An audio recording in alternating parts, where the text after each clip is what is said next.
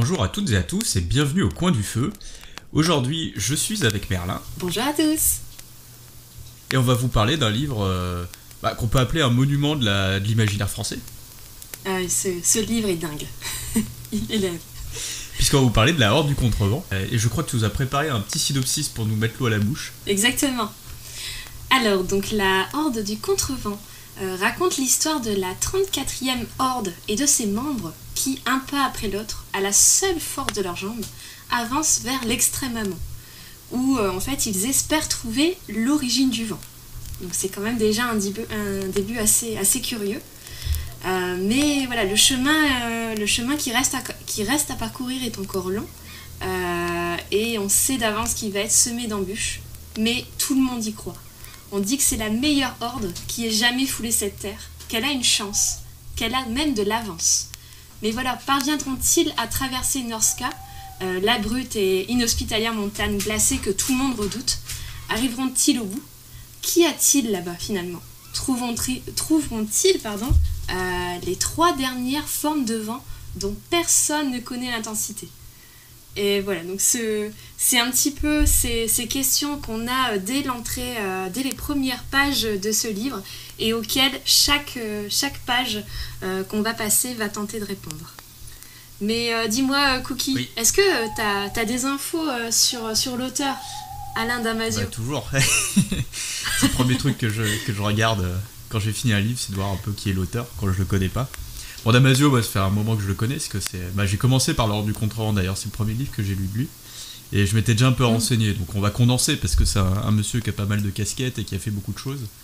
Mais pas forcément... il n'a pas forcément sorti beaucoup de romans. Je crois qu'il y en a 3 ou 4 à son actif, alors que ça fait bien 30 ans qu'il écrit.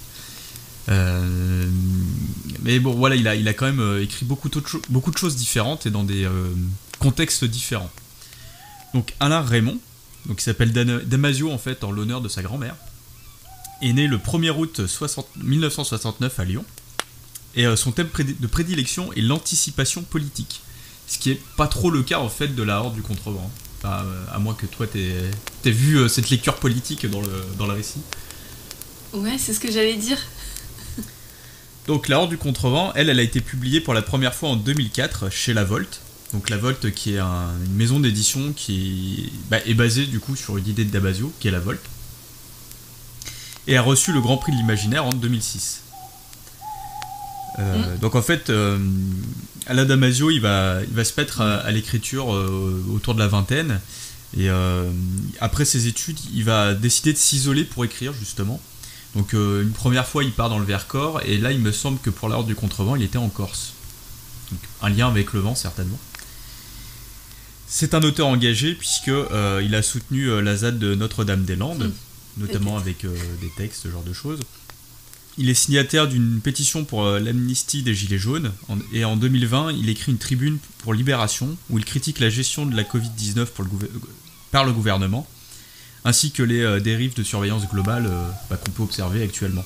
Donc voilà, c'est quand même un auteur qui certes écrit de la fiction, mais qui va aussi sur le terrain des idées politiques, et c'est notamment le cas de son premier roman que j'avais lu, qui est La Zone du Dehors, donc que j'ai lu après La Horde du Contrevent, et là on est vraiment plus sur donc, ces thèmes de prédilection qu'on retrouve pas forcément ici, sauf que les personnages dont on va parler juste après parlent beaucoup de philosophie, vont échanger des idées sur le monde et la vie qui vont quand même donner cette idée d'une lecture assez intellectuelle finalement.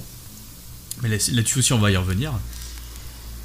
Je suis tombé sur une chronique assez intéressante sur le roman qui va me servir un peu de base, parce que je suis assez d'accord avec les idées qui étaient on va dire survolées dedans, parce que c'était pas beaucoup développé.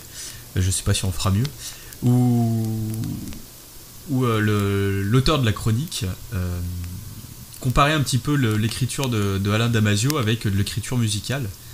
Et je trouve que c'est d'autant plus vrai dans ce récit, puisque en fait on a plusieurs personnages, on a un roman choral si vous voulez, et on peut le voir un peu comme une forme d'orchestre, où l'individualité est perdue dans l'ensemble, et tout le monde joue sa partition pour arriver à un but commun.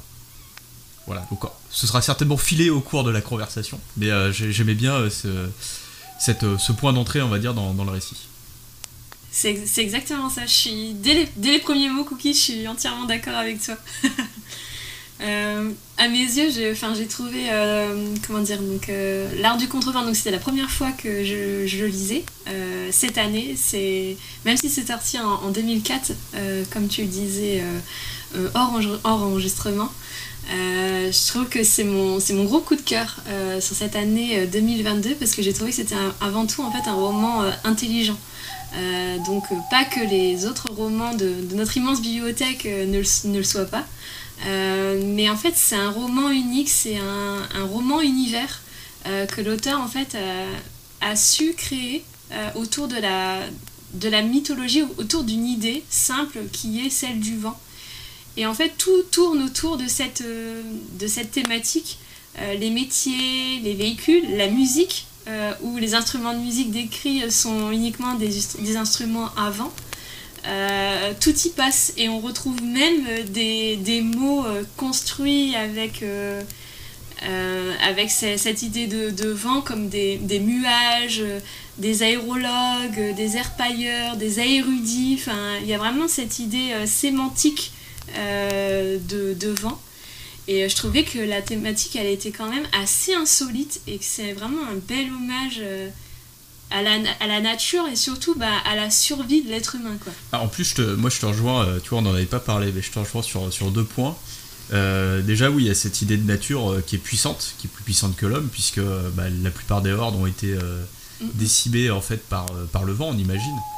Bon, en réalité, il y a d'autres éléments qui peuvent expliquer leur disparition, mais on a quelques exemples de hordes, de traces de hordes en tout cas, qui ont été complètement balayées par les vents puissants, le furvent par exemple. Donc il y a un autre exemple de néologisme.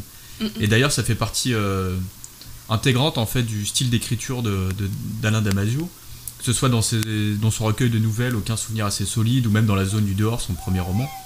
Et je crois que c'est le cas dans Les Fugitifs aussi, donc le dernier roman qu'il a écrit qui a fait passer encore un autre stade de reconnaissance.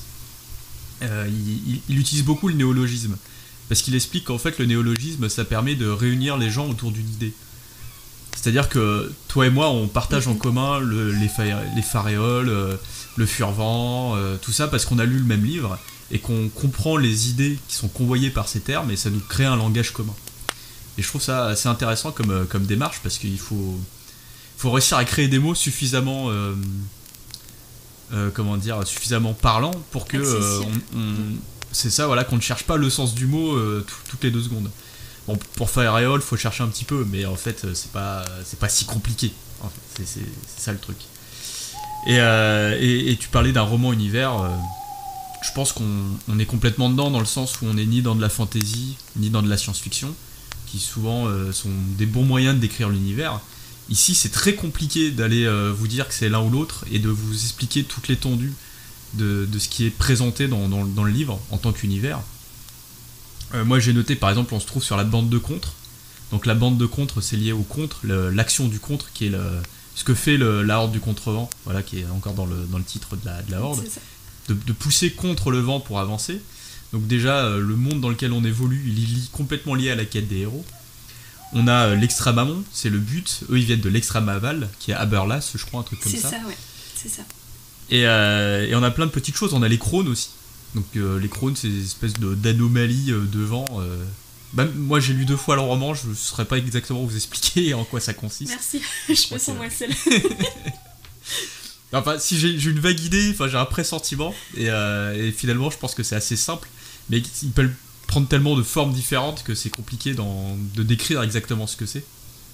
En tout cas, c'est des éléments qui apparaissent sur le chemin de la horde et qui ont différents effets, tout simplement. Un exemple assez concret, un des personnages se fracture le bras, il passe son bras dans un crâne sans savoir exactement ce que ça va faire, et ça permet de solidifier l'os en fait pour pas que son os reste cassé, tout simplement. Ouais. Ça c'est un effet, mais on a plein d'autres effets comme voir le vent qui circule à l'intérieur du corps, par exemple quand on passe à travers. Il peut y avoir des effets négatifs, positifs. Et je crois que tous ces éléments, ces néologismes, cet univers assez atypique et complet, en fait, ça donne vraiment ce ciment à un univers à part entière et qui ne peut exister qu'à partir du moment où, comme tu l'as dit, on prend une idée principale, le vent, et qu'on construit autour. Et même les personnages vont avoir ce lien avec le vent qui est assez profond. Et on va avoir plein de types de personnages différents. Un peu comme dans un orchestre où on a différents instruments et on va pas en jouer de la même manière. Et le vent joue pas de la même manière avec chacun des personnages non plus. C'est ça. C'est ça. Puis c'est fou parce que oui, ils ont vraiment chacun leur approche face au vent, leur personnalité. Faut savoir que leur quête a commencé il y a tout juste 30 ans. Donc ils étaient âgés d'une dizaine d'années. Donc quand on ouvre le livre, les personnages ont entre 30 et 40 ans, bien qu'il y en ait certains qui les aient rejoints au cours de leur chemin. Et en fait, ils ont quitté leur foyer, leurs parents, ces mêmes parents qui ont eux-mêmes contré le vent avant eux. Donc c'est vraiment une histoire de famille qui se transmet. D'ailleurs, leur chef Golgoth est le 9e qui contre le vent. Ils sont 23 gamins à quitter Aberlas, comme tu me disais. Et en fait, ce sont les meilleurs dans leur genre. Ils sont menés par Golgoth, donc un traceur fort et courageux, mais ô combien intransigeant et brutal. Ça, on le ressent vraiment dès les premières pages. Et il a une foi mais inébranlable. Son attitude est quasi militaire. Et c'est lui qui assure la progression, la sécurité, la pérennité du groupe. Mais si c'est lui qui les guide, c'est vraiment tout le groupe en fait qui le porte. Et je trouve que ça tu l'as très bien dit, Cookie, parce qu'en fait c'est l'histoire d'un groupe, d'une dynamique où il faut avancer, il faut pousser ensemble face au vent, parce qu'individuellement ils ne pourront pas y arriver. Donc femmes, hommes, jeunes ou vieux, chacun a son rôle à tenir dans la compagnie, et que ce soit au moment de contrer le vent ou de monter le camp. On comprend que dans la compagnie, il y en a qui font partie du fer, mais le fer a besoin du pack pour avancer, mais le pack ne peut pas avancer sans les crocs. Enfin voilà, c'est vraiment tout un ensemble et toute une structure au niveau du bloc, au niveau du groupe qu'il faut avoir pour pouvoir avancer. Et c'est vraiment cette dynamique de groupe qui m'a vraiment séduit, où j'arrive vraiment pas à situer le livre finalement entre fantasy et science-fiction, parce que en fait on peut avoir des codes de l'un et de l'autre, c'est assez finement fusionné. Et tout au long du livre, mais on a envie qu'ils y arrivent, quoi. On ressent tout en même temps qu'eux. Bah c'est là où ça rejoint aussi cette idée d'orchestre, c'est que chaque partie a son importance, les instruments plus graves vont porter les instruments plus aigus. Il y a chacun joue sa partition à un moment donné, mais parfois il faut être à l'unisson. Enfin, il y a vraiment cette idée, j'aimais bien la métaphore. On peut voir Golgoth comme un chef d'orchestre, mais en fait un chef d'orchestre sans orchestre, il va pas très loin. Et inversement, l'orchestre, s'il n'est pas dirigé par quelqu'un d'efficace, on va peut-être pas obtenir le résultat obtenu. Finalement, chacun doit jouer du mieux possible pour arriver à l'extrême amont, mais en même temps c'est en groupe qu'ils vont y arriver. Donc il y a vraiment cette idée de cohésion qui est super. Et si on prend un autre personnage, par exemple Caracol, enfin, c'est pas au hasard que je l'ai pris, on pourrait le voir comme une espèce de soliste qu'il faut réussir à catalyser en fait pour en obtenir le meilleur, parce que sinon il peut avoir tendance à s'égarer et à partir vraiment tout seul pour le coup. Enfin, voilà, chaque personnage peut renvoyer comme ça à un musicien, à un rôle. Et ce qui est important, comme tu l'as dit, voilà, c'est qu'ils ont besoin de chacun des uns des autres pour arriver au bout. Et quel que soit leur... qui qu'il soit en fait. On comprend que chaque personnage est là avant tout par rapport à ses capacités, ses compétences, plus que par autre chose. Et ça aussi je trouve que c'est assez important parce que tu parlais des codes par exemple de la fantasy, etc. Aucun d'entre eux n'est un élu en fait. Alors, même si y en a qui descendent d'une longue lignée de hordes, etc., il faut quand même systématiquement qu'ils fassent leurs preuves. C'est jamais gratuit, tout simplement. C'est ça. Et on sent aussi le pouvoir de Golgoth aussi face à eux, parce que c'est le chef, c'est lui qui les guide, qui donne la cadence, etc. Mais on sent aussi que c'est aussi lui qui peut leur enlever finalement leur statut au sein du groupe, de les exclure. Et il y a vraiment ce sentiment de crainte aussi vis-à-vis de lui, de ne plus appartenir à l'unité du groupe, d'être seul et en fait finalement de mourir dans un environnement tout à fait hostile. Donc on sent qu'il faut qu'ils soient dans le rang et ils peuvent pas vraiment s'en écarter. Donc toujours avec finalement cette figure de chef d'orchestre qui donne le tempo à chacun. Qui peut te taper sur les doigts avec la baguette si jamais il a pas fait clairement. Ouais, clairement. Mais je pense que Golgoth irait pas doucement avec la baguette. C'est vraiment... T'as plus de doigts là. Non, bah d'ailleurs, il rencontre même un personnage qui a une certaine importance vis-à-vis de lui. Quand ils arrivent à un endroit très précis dans le récit. On va éviter de spoiler des trucs parce que ce serait dommage, mais bon, ça va peut-être nous échapper. Je sais pas si tu vois cette scène où il écrase littéralement les doigts de quelqu'un. Enfin, c'est même la main, il me semble. Oui. C'est un personnage qui est assez important. et en fait, on va aussi rencontrer des personnages secondaires. On va considérer que toute la Horde est un personnage principal, même si au sein de la Horde, il y a quand même des personnages plus importants que les autres. Oui. D'ailleurs, on le voit dans la manière dont est construit le récit, puisqu'en fait, chaque groupe de paragraphes correspond à un des hordiers qui va prendre la parole. Donc dans un chapitre, on va sauter d'un personnage à un autre. Au début, ça peut avoir l'air un peu confus, mais en fait, on s'y fait assez vite, parce que notamment, les personnages les plus récurrents, on va finir par comprendre lesquels ils sont, et on va comprendre un peu le style à chaque fois de l'écriture pour chaque personnage, donc on s'y retrouve bien. Et pour les personnages secondaires, en fait, la Horde elle va être confrontée à plein de personnages différents, certains qui vont essayer de les faire douter de leur quête. Je pense au... comment il s'appelle, le groupe de... Ceux qui ont les vaisseaux, c'est les... j'ai oublié leur nom. Je sais qu'ils sont à bord de l'escadre frêle. Oui, c'est eux. Le peuple en tant que tel... Je sais plus, ouais. Bah, c'est pas très grave, en fait, c'est un groupe de personnes, tout un peuple, en fait, qui vit à bord de vaisseaux volants. Et donc, il y a un avantage démesuré comparé à la Horde qui doit progresser sur Terre et contrer le vent.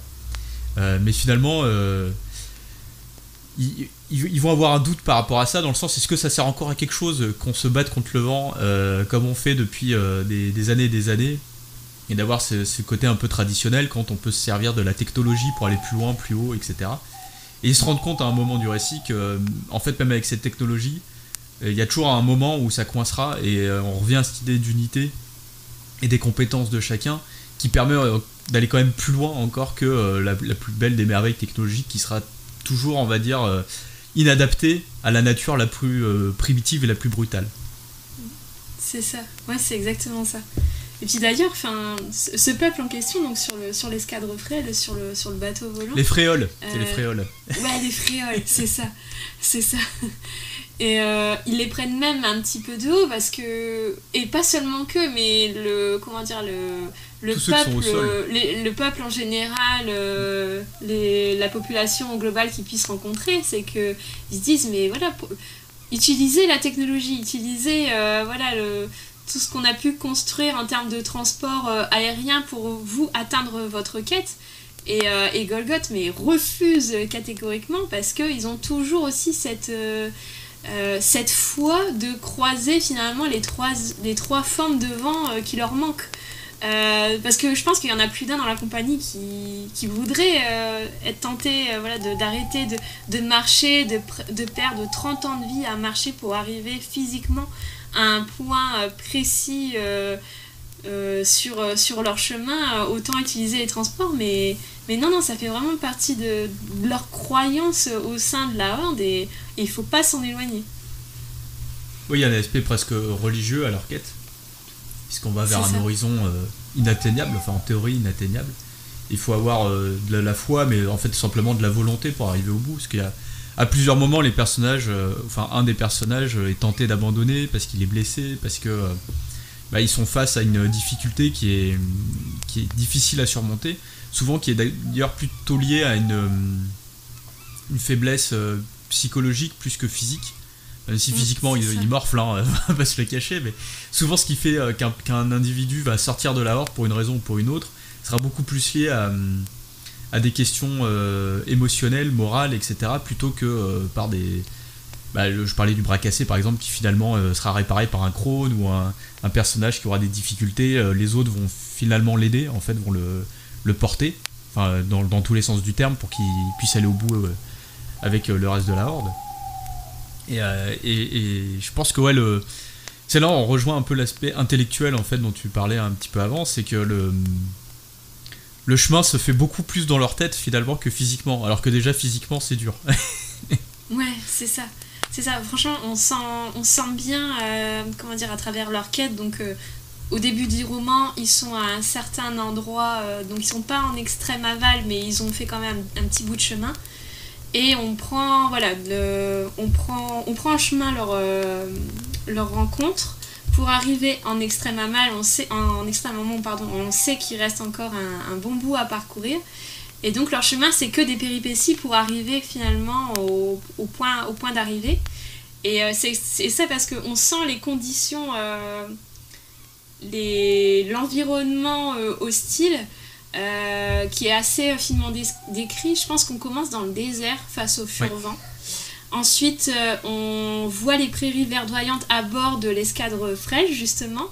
Puis on s'en va vers un marécage interminable, où on sait d'entrée qu'ils vont galérer physiquement parce qu'ils vont passer 3 mois dans l'eau à nager, qu'ils vont pouvoir se reposer un petit peu d'île en île, mais c'est vraiment un environnement très compliqué, qui va leur faire gagner quand même 3 ans sur leur parcours, donc c'est pas négligeable.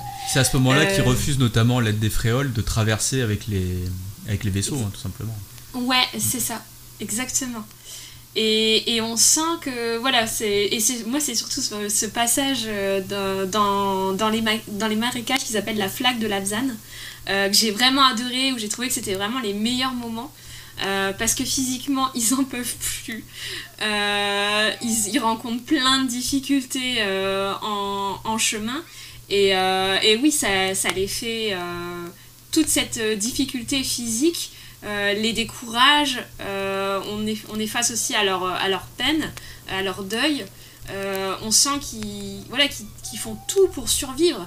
Et les crises de nerfs ne sont pas loin, parce que c'est à ce moment-là que Golgoth pète un plomb. Caliroé, pareil, elle a le pied cassé, je crois, et elle fait une crise de nerfs, alors que tout le monde en peut plus, tout le monde est rincé, ils veulent juste avancer pour finir le plus vite possible. C'est dommage d'être rincé dans une flaque quand même. Ouais, c'est ça. Et elle fait une crise de nerfs, mais comme une petite fille, mais à juste titre, parce que en tant que personnage, en tant que femme, elle en peut plus, hein. Elle est au bout du rouleau, physiquement elle en peut plus, et psychologiquement elle est brisée. Et on n'a qu'une envie, mais comme les personnages, de la secouer et lui dire mais arrête de te plaindre et avance, parce que là on va pas y arriver, si on doit te traîner, te porter, on n'y arrivera jamais. Et ça, j'ai vraiment adoré, parce qu'on arrive vraiment à s'identifier aux personnages et à faire partie du groupe, en fait. Moi, je pense que justement, cette idée de groupe, alors là, c'est purement de la spéculation, mais je parlais un petit peu avant de l'engagement d'Alain Damasio par rapport à la ZAD ou aux Gilets jaunes. Et là, on parle aussi de groupes qui doivent s'entraider, avoir les coudes serrés, en fait, pour s'en sortir, parce qu'ils font face à un pouvoir qui est plus puissant qu'eux, tu vois. Ils pourraient être balayés par la ZAD de Notre-Dame-des-Landes. On sait que ça s'est mal terminé pour la ZAD, puisqu'ils ont été évacués, si je ne me trompe pas. Mm-hmm. Pareil, les Gilets jaunes, ils se sont pris flashball sur gaz lacrymogène, sur je sais pas quoi, donc forcément eux aussi ils ont un petit peu lâché l'affaire. En tout cas, la lutte se fait différemment.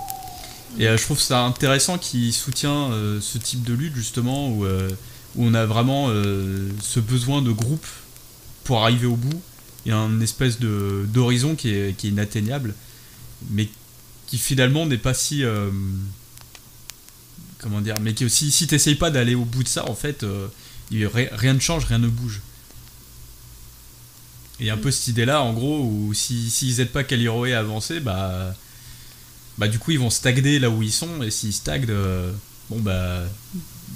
on sait très bien qu'ils vont mourir parce qu'ils sont au milieu de nulle part, ils sont poursuivis par une espèce d'être un peu étrange. Donc on sait pas bien ce que c'est à ce moment-là. D'ailleurs, on a quelques indices donnés par un personnage, mais même lui n'est pas sûr de ce que c'est. Et c'est vrai que ça cristallise beaucoup de choses, ce moment où on voit toute la difficulté physique. C'est le premier moment où la horde est face à un obstacle dont on doute qu'elle peut arriver au bout. Alors que jusque-là, on va dire, c'est le premier quart du roman. Bon, il y a des choses difficiles qui leur arrivent dans la tronche, mais systématiquement, ils ont une explication. Ils savent comment faire, même si c'est difficile. Il y a ce moment où le protecteur, Erg, c'est un des personnages qui doit, en gros, protéger la horde contre les pirates, les gens qui voudraient leur faire du mal. Voilà, c'est un guerrier, en fait, une sorte d'assassin. Et il se retrouve face à un autre assassin. Et le combat est très difficile. Mais en fait, c'est juste pour nous montrer toute l'ingéniosité et toute la force du personnage. Et on comprendra donc plus tard, quand il sera face à une difficulté, à quel point c'est difficile. Et ce moment du lac, c'est vraiment le premier obstacle infranchissable, enfin qui paraît infranchissable pour la horde. Je pense que c'est pour ça qu'il est aussi marquant. Oui. Et c'est vrai que le combat avec Silène, avec ce fameux assassin, qui se passe aussi bien sur Terre que dans les airs. Pareil, une super chorégraphie, toujours avec cette histoire autour du vent. On sent en fait que Erg, c'est le seul rempart face à cet assassin qui semble être le meilleur, et qu'il n'hésite pas une seconde à protéger la horde. Et en fait, au fur et à mesure des explications, on comprend que si Erg n'arrive pas à vaincre son adversaire, Silène, donc l'assassin qui est envoyé pour le tuer, va aussi décimer sa horde.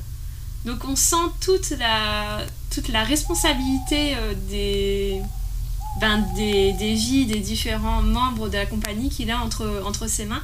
Et vraiment, ce passage-là, il est quand même assez intense, parce qu'on se dit mais il faut qu'ils réussissent, parce que sinon ils vont tous y passer, alors qu'on comprend toute l'ingéniosité et la puissance dont possède donc Erg, ce personnage. Et moi j'ai trouvé quand même la fin de ce combat assez magique, parce que on apprend plein de choses, que voilà, cet assassin il a été envoyé, mais par qui, dans quel but, et aussi finalement qu'il y avait une autre personne qui était là pour le tuer, qui ne l'a pas fait, et dont Erg craint plus que tout, et il doute de pouvoir venir à bout de cet adversaire. Et tout le long des scènes qu'on a pu lire, on sent pas ce personnage un peu tapis dans l'ombre, et on apprend juste à la fin qu'il était là et que c'est lui qui a tué finalement Silène. Et j'ai trouvé ça, pareil, dans l'écriture, complètement fou, parce que on apprend tout d'un coup plein de choses. Ça apporte encore plus d'enjeux et encore plus de tension sur le chemin qui leur reste à parcourir. On se dit mais est-ce qu'ils vont arriver au bout ? Même le fait qu'ils arrivent au bout, finalement, c'est pas tellement la finalité. C'est que, en tout cas, ils parviennent jusqu'à un certain point. Et ce point-là concentre, on va dire, 60-70% de la compréhension du récit. Donc si vous n'allez pas jusque-là, il y a plein de trucs que vous n'allez pas capter. Ou en tout cas, qui vont rester en suspens. Alors, nous on en avait déjà un petit peu parlé avant. On trouvait que c'est peut-être un peu dommage que ça arrive aussi tard. Ensuite, ça permet aussi au lecteur de pouvoir se monter ses propres théories au fur et à mesure de la lecture. Le problème, c'est que c'est tellement dense que, moi, ma première lecture, j'avais trouvé ça assez obscur, finalement, assez fouillis, mais j'étais assez jeune, je pense que je devais être au début du lycée, un truc comme ça. Et là, en relisant, du coup, des années plus tard, en fait, le livre est beaucoup moins critique que ce qu'il a l'air. En fait, on comprend beaucoup plus vite les choses. Reste qu'il y a ces explications qui arrivent très tard, qui peuvent, qui peuvent paraître un petit peu précipitées. Je réfléchis par rapport à cette fin. Cette fin m'a à moitié convaincue, en fait. Ce qui m'a dérangé, c'est pas la fin en tant que telle. C'est finalement des des passages conceptuels qui sont parfois difficiles à appréhender, difficiles à cerner. Tu l'as dit notamment au niveau des crônes, qui sont des créatures parfois indétectables, invisibles, aspirant les émotions humaines, se nourrissant du chaos. Enfin, c'est assez difficile de s'en faire une représentation visuelle, je trouve.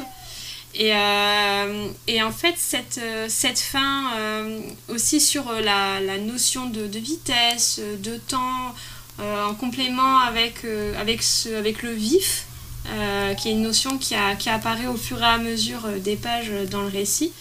Mais je trouve que ces passages-là, ça a été un peu difficile, un peu pénible malheureusement de les lire. Je suis peut-être un peu brutale dans mes explications, mais c'est vraiment ce que j'ai ressenti.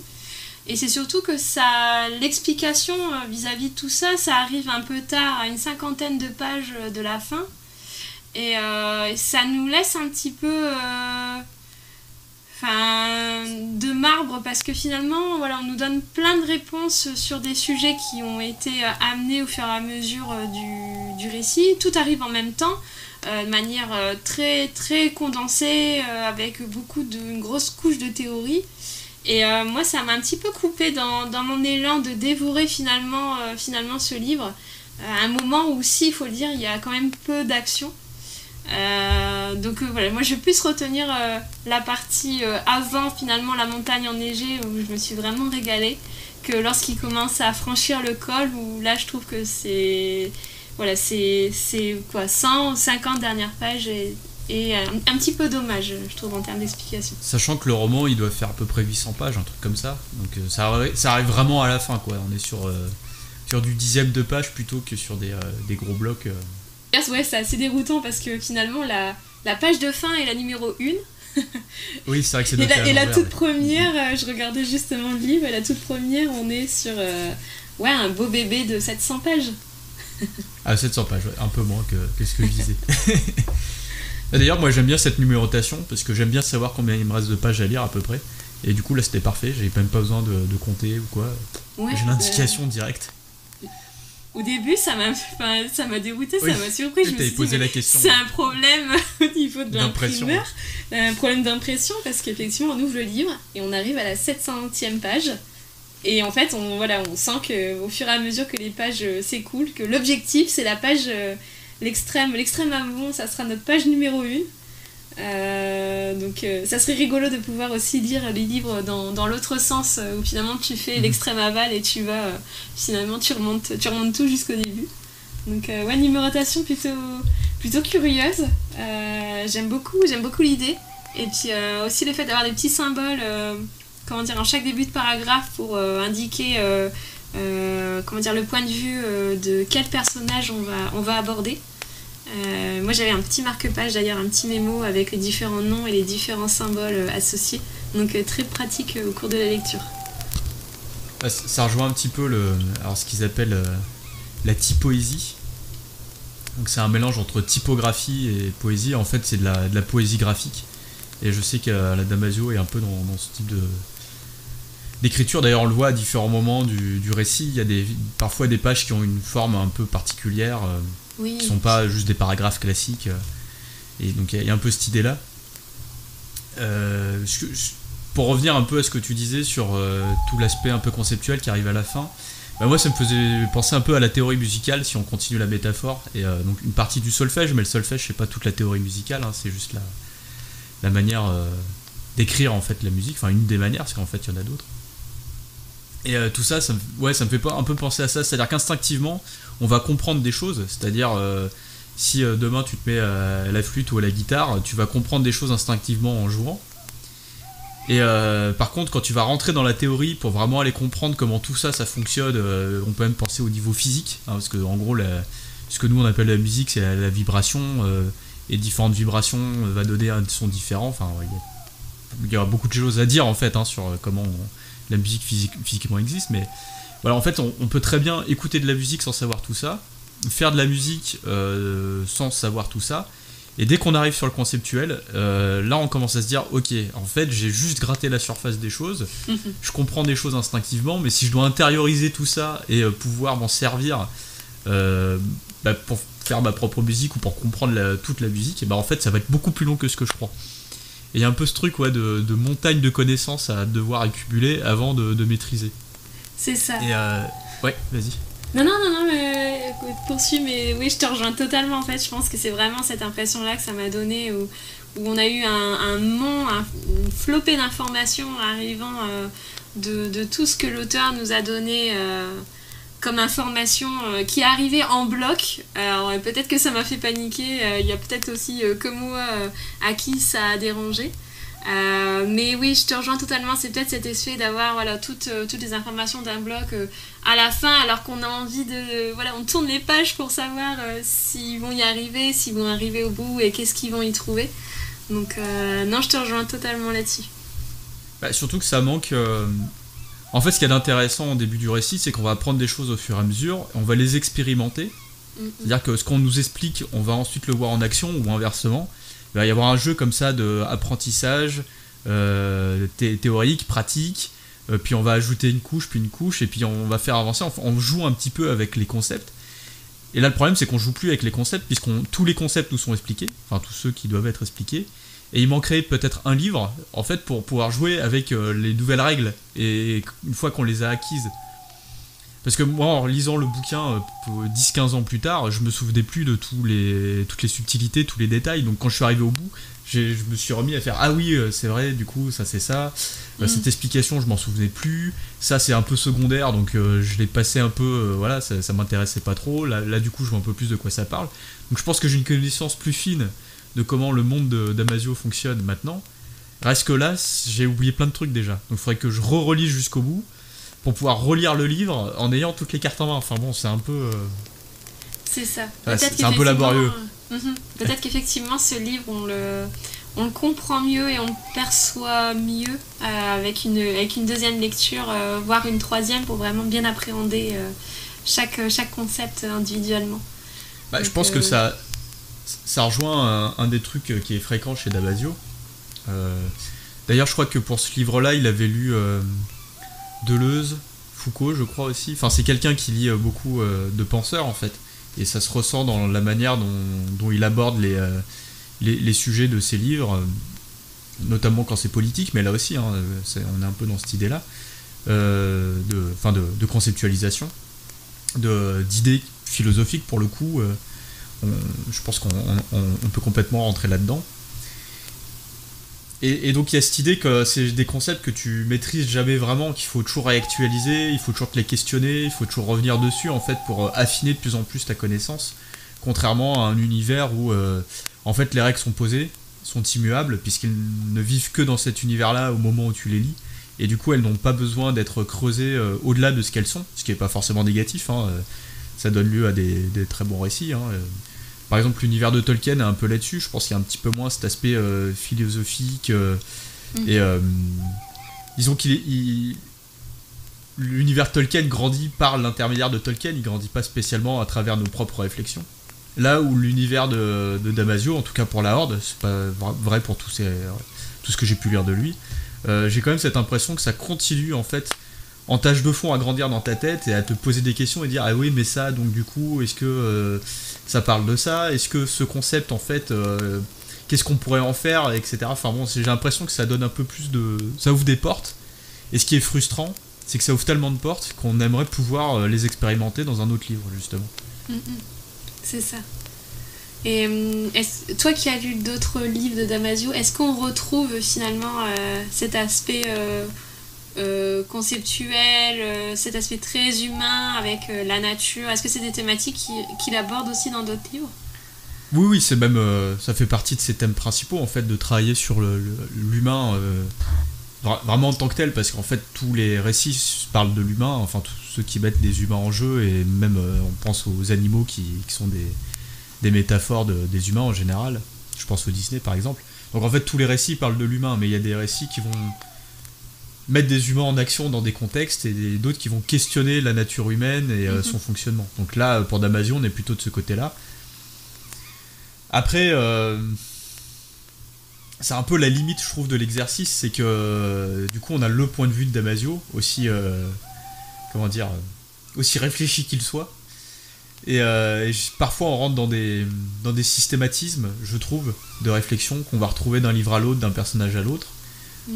Après c'est léger, hein, ça va pas vous gâcher la lecture. Et là je parle du fait d'avoir relu plusieurs fois certains livres, d'en avoir lu plusieurs, etc. Donc c'est pas flagrant en fait, hein, mais on le ressent quand même au fur et à mesure. Et c'est notamment lié, je trouve, on sent par exemple une différence de traitement entre les personnages masculins et les personnages féminins, je trouve, dans la Horde en tout cas, qui ont pas tout à fait le même statut, j'ai l'impression. Oui, oui, effectivement, et puis pas le...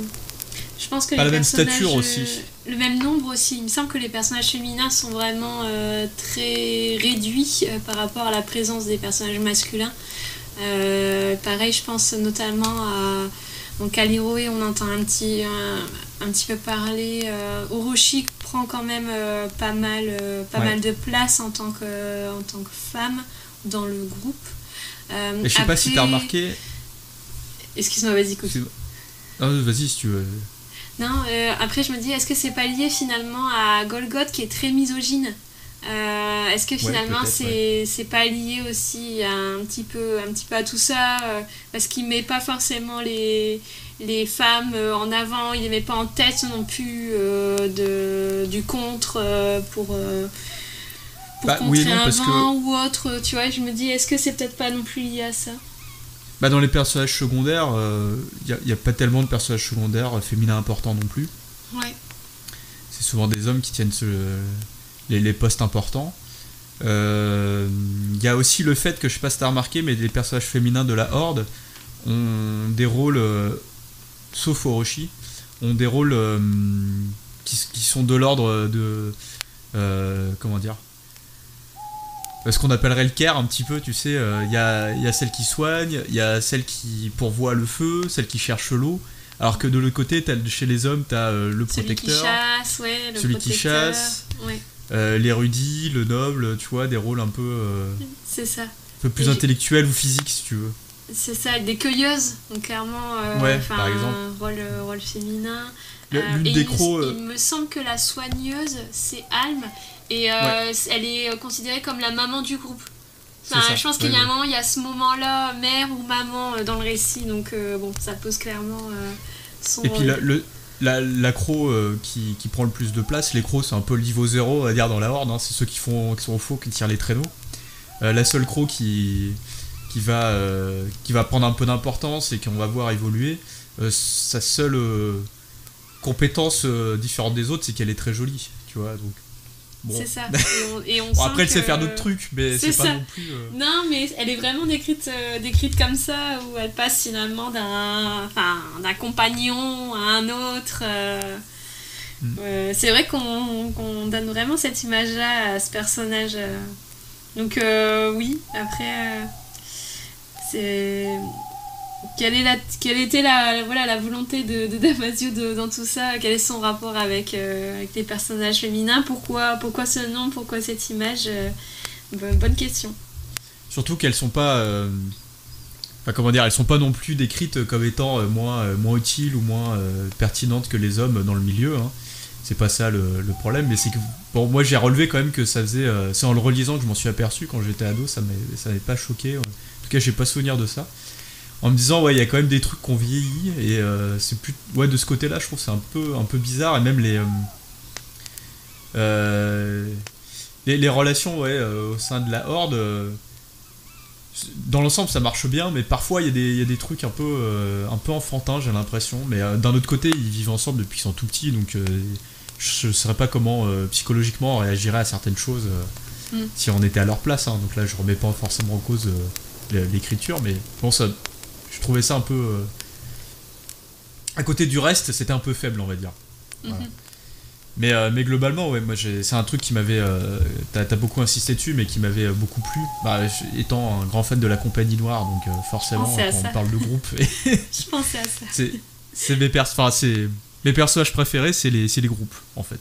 C'est rarement un individu dans le groupe, c'est la dynamique et ce qui en ressort. Et là, ce que j'aime bien, t'en parlais aussi, c'est que c'est... à la fois, il y a des moments d'espèce d'euphorie collective où ils sont vraiment tous ensemble et le ciment semble inaltérable, et puis les moments où les divisions sont palpables, et c'est là où ou la diplomatie d'un Golgoth ou d'un comment il s'appelle Pietro. l'érudit. Le script, c'est Sauve. Solve, voilà. Surtout Solve, sont indispensables de manières différentes. C'est assez drôle. Mais bon, il y avait quand même des éléments que je trouvais. Quand on est face à des concepts aussi complexes qui nous sont présentés, il y a certains éléments qui paraissent un peu faiblards à côté de ça. Ou ce besoin de parler si beaucoup de sexualité à certains moments qui sont pas forcément nécessaires.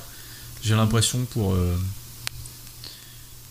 donner un espèce de pour donner une humanité supplémentaire, mais qui me semble pas toujours pertinente. Après voilà, c'est un choix. Je sais pas quel âge il avait quand il l'a écrit aussi, ça peut jouer. Parfois c'est des éléments qu'on met plus en avant et puis qu'après on se dit bon, est-ce que c'est vraiment utile. Voilà, c'est 2-3 points pour lesquels en le relisant je me suis dit c'est pas aussi formidable que dans mes souvenirs, mais ça reste dans le très haut du panier pour moi en termes d'imaginaire, hein, c'est clair. C'est clair, puis c'est cette belle palette de personnages. Tu disais l'aspect groupe, moi ça m'a fait tout de suite penser à la Compagnie Noire. Bien que les personnages féminins sont peut-être quand même au-dessus dans la Compagnie Noire. Je pense je crois que c'est Madame. Forcément. C'est sur un autre niveau. Après, il n'y en a pas beaucoup non plus, mais c'est pas la même époque, hein, on est quelques années avant. Ouais. C'est ça, mais où je trouve des personnages féminins vraiment très très très forts et enfin. J'en oublie pas l'image, tellement c'était des personnages formidables. Mais là, dans Damasio, enfin, moi, Caracol, j'ai eu un gros coup de cœur pour ce personnage. Toi, je pense que c'est pas exactement le genre de personnage que tu apprécies. Non. Mais ouais, c'est un joyeux saltimbanque. Enfin, voilà, qu'il a une verve, mais monstrueuse tout au long du livre, qui possède notamment des dons de voyance assez déroutants, qui blague dans des situations complètement catastrophiques où ses camarades sont sur le point de mourir. Enfin, ouais, il est vraiment croustillant et j'ai adoré. Mention très spéciale sur le combat de rhétorique. Tu parlais aussi de poésie, mais clairement, là, on est carrément dedans. Entre le troubadour et Sélème dans la ville d'Alticio.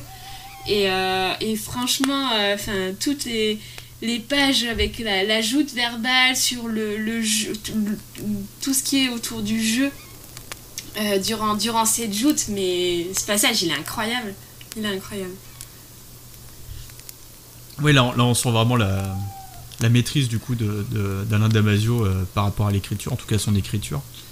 Et c'est assez flagrant. Après c'est pareil, je sais que c'est une critique que j'avais beaucoup entendue à l'époque où je le lisais, et que je croise encore de temps en temps sur le côté un peu pédant que ça peut avoir justement, tout cet étalage littéraire, intellectuel, etc. Mais bon, d'un autre côté, il n'y a pas non plus 40 livres qui proposent autant de richesse à ce niveau-là, donc autant prendre ce qu'il y a. Après, comment dire, ça rejoint un peu le personnage de Caracol. Des fois, pour moi, c'est un peu trop. C'est-à-dire que c'est pas l'idée du personnage que je rejette, mais en fait il est trop en dehors du groupe justement, et je l'individualise beaucoup plus que les autres, donc je l'aime moins, tu vois, c'est ça le truc.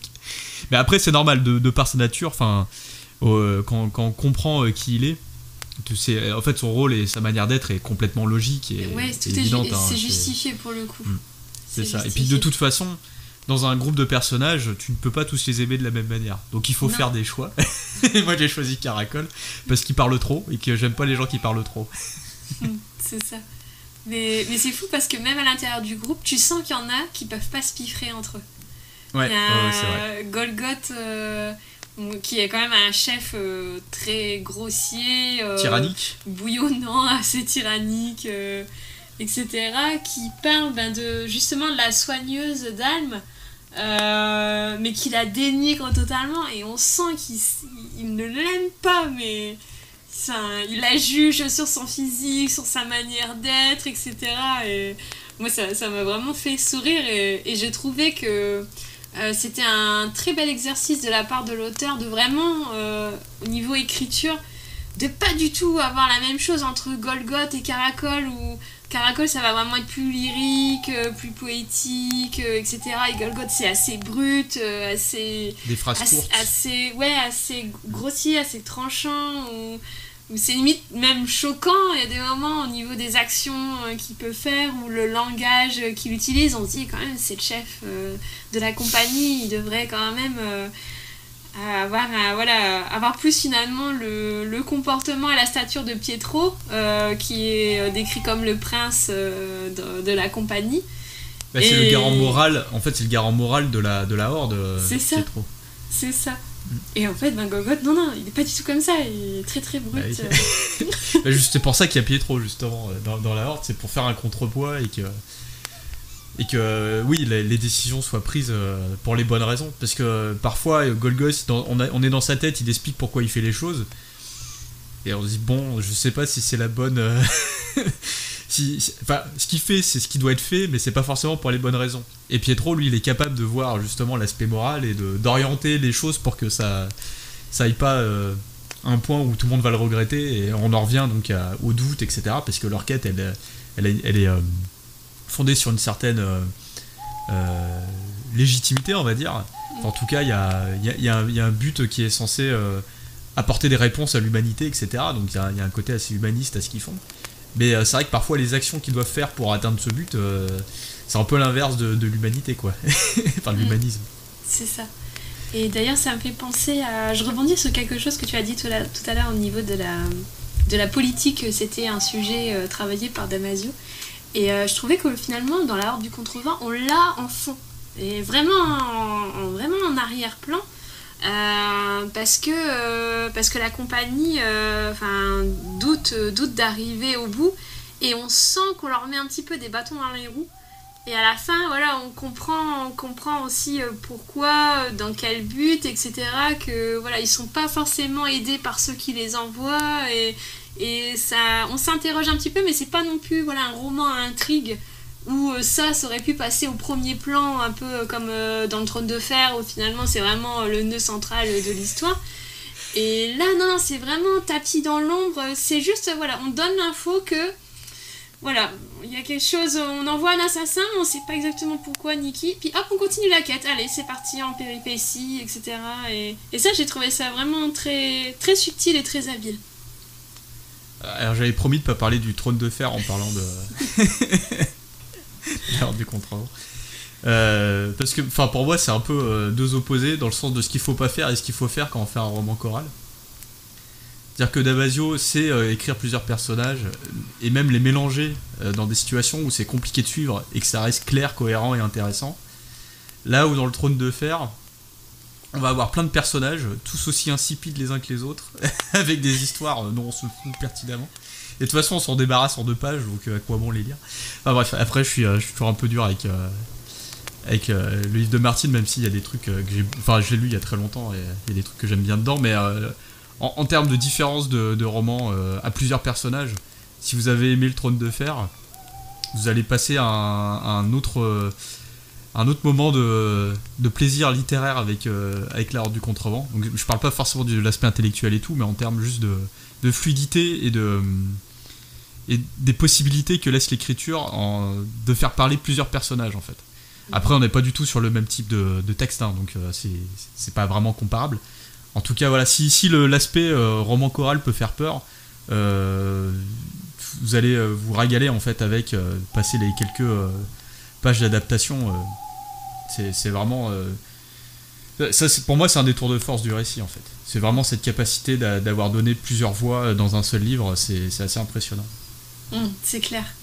Mais ouais, tu viens tout juste de le souligner, je pense qu'il faut s'accrocher au début. Parce que aux 100 premières pages, en fait, tant qu'ils sont dans le désert à contrer le furvent, moi au début j'ai eu beaucoup de mal. Je me suis dit, mais c'est quoi ce livre, il se passe quoi, ok, voilà, on sent la dureté de leur mission, de ce qu'ils sont en train d'effectuer, de l'environnement dans lequel ils se trouvent.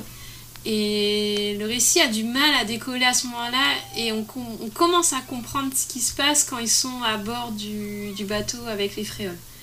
Et je trouve que c'est qu'à ce moment-là où j'ai commencé à vraiment apprécier le livre.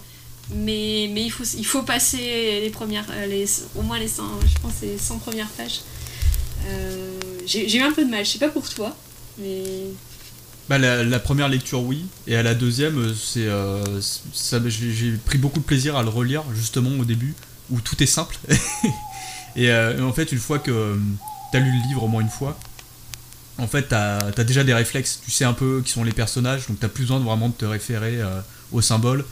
Tu sais un peu comment ça se passe, où ça va aller, donc t'as plus ce problème-là. Mais à la première lecture, ouais, c'est opaque comme un vent de sable, et en plus, c'est un moment où l'action est assez rapide, en fait, le début. Parce qu'ils sont rapidement pris dans une tempête, un furvent, je crois. Ouais, c'est ça. Enfin, ça s'enchaîne très vite, et au moment où arrivent les fréoles, on va se poser un petit peu, les personnages vont être un peu plus dans des discussions quotidiennes et un peu moins dans l'urgence, donc ouais, le début est un peu dur pour ça, et en même temps, ça te fait tu rentres dans le bain direct, ce qui fait que soit t'apprends rapidement comment ça marche, soit tu laisses tomber. Donc Ouais. à mon avis, c'est pas plus mal. Ouais, exactement. Oui, je pense que ça m'étonnerait pas effectivement qu'il y a certains lecteurs qui aient abandonné la lecture malheureusement dès le début. Mais il faut s'accrocher, ça vaut le coup. Ouais, pour finir un peu, parce que sinon on pourrait continuer longtemps, et si on allait plus dans le détail des scènes, etc., il y aurait plein de trucs, plein de thèmes en fait sur lesquels on est un peu passé. Ouais, ça fait partie des rares livres où à plusieurs moments j'ai vraiment dû retenir mes larmes, si tu veux, où j'étais vraiment purement dans l'émotion et pas simplement dans... Quand tu lis un livre, tu sais, t'es immergé dedans, t'as quand même des sentiments qui te traversent, etc. Mais pour que ce soit physique, que tu le sentes physiquement, je trouve que c'est assez rare. Et pour le coup, même à la relecture, il y a des moments qui ont été durs à passer. Et il y a des moments de pure joie, tu vois, où tu souris vraiment quand tu lis parce que t'es avec eux et t'es content qu'ils y soient arrivés malgré le sacrifice qu'ils ont dû faire, etc. Donc, si ça devait être un argument, un et un seul argument pour vous le faire lire, c'est que c'est un livre qu'on... On va dire, on est vraiment aux côtés des personnages et tu peux avoir du sable plein les oreilles à la fin de la lecture, quoi. C'est ça. Ouais, c'est finement résumé. C'est vraiment l'esprit de groupe, cette dynamique, cette entraide, et ouais, de vivre les mêmes choses qu'eux, de ressentir ce qui traverse. C'est vraiment une belle aventure que nous a contée Damasio. Bah, du coup, je pense qu'on peut conclure là-dessus. Hein. Je trouve que c'est pas mal. Bon, ça te paraît bien, parfait. Est-ce qu'on le termine comme le livre? On va éviter de le faire, sinon ils vont savoir comment ça se finit. C'est ça, on a dit pas de spoil, Cookie, pas de spoil. C'est ça. Et je pense qu'on a été assez sages. Hein. Ouais, tranquille. Donc du coup, on va se retrouver dans 2 semaines. Enfin, je dis je ne sais pas qui exactement, parce que je ne suis pas le maître du calendrier. Mais en tout cas, les Annales d'Opale, c'est dans 2 semaines. Vous pouvez nous retrouver comme d'habitude sur tout ce qui est en flux RSS, Podcast Addict, Deezer, Spotify, iTunes. On est encore sur YouTube. Vous pouvez passer venir un petit bonjour sur notre page Facebook. Je fais de la pub aussi pour Ethno, parce que je sais pas s'il le fera, donc je le fais par avance, qui a lancé son nouveau podcast. Je sais pas si t'as vu ce que c'était. J'ai vu passer et ça m'a vraiment intriguée, donc je pense que je vais écouter dans peu de temps. Donc Plume et Botanique, ouais, qui parle de botanique, parce que c'est des grandes passions de Ethno. C'est des épisodes assez courts, tout écrit. J'aime bien l'ambiance, moi, en tout cas la présentation, c'était sympa. Je dis pas juste ça parce que c'est mon ami. Et moi, je ne savais pas que ça faisait partie de ses passions, donc quand j'ai vu ça, j'ai vu la page, j'ai vu la pub, je me suis dit, Ethno qui est fan de botanique, mais comment Donc hâte de découvrir ça. Mais du coup, je pense qu'on a fait le tour de ce qu'on avait à dire. Il ne nous reste plus qu'à vous souhaiter une bonne lecture. C'est ça. Régalez-vous. Allez, salut. À bientôt.